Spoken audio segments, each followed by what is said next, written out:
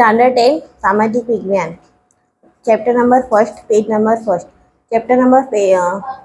first ऊपर છે કે ઉપર બે બોક્સ આપેલા છે એના અંદર ફર્સ્ટમાં ફર્સ્ટ લખેલું છે સેકન્ડના અંદર સેકન્ડ બોક્સના અંદર ચેપ્ટરનું નામ આપેલું છે ભારતનો વારસો એના આજુબાજુ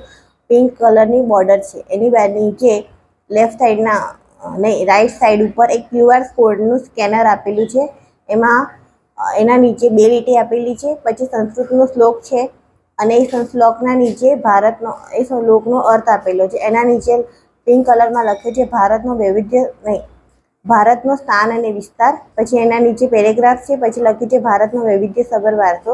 એના નીચે એક પેરેગ્રાફ છે પછી લખ્યું છે ભારતનો વારસો એના એક પેરેગ્રાફ આપેલો છે પછી 2 નંબરના પેજ ઉપર ભારતના વારસાના બે પાર્ટ છે એક ભારતનો સાંસ્કૃતિક વારસો અને એક ભારતનો પ્રાકૃતિક વારસો તો ભારતનો પ્રાકૃતિક વારસાના અંદર 4 પાર્ટ છે એક ભૂમિ દ્રશ્યો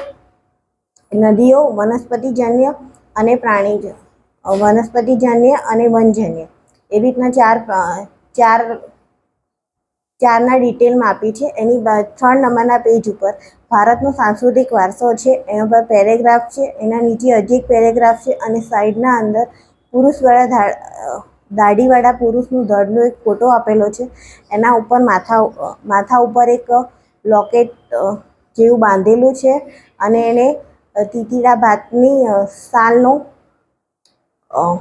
સાલ જેવી ઓઢેલી છે અને એની દાઢી મોદી જેવી છે એના નીચે એક ગુજરાતનો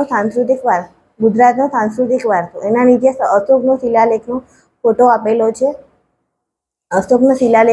આપેલો છે એના નીચે એક નાનો ફોટો છે ત્યાં અશોકના શિલાલેખમાં જે લખેલું છે એની ડિટેલ છે બરાબર એની બાજુમાં પેરેગ્રાફ છે હવે ફોર્થ નંબરના પેજ ઉપર બે પેરેગ્રાફ છે એના નીચે લખેલું છે ગુજરાતમાં જૈન અને બૌદ્ધ લોકોના પ્રવાસન સ્થળો એની 3 લીટી આપેલી છે પછી એના નીચે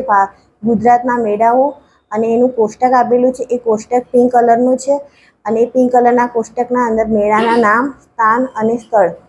અને તિથિ એ બધું ટાઈમસર આપેલું છે પછી 5 નંબરના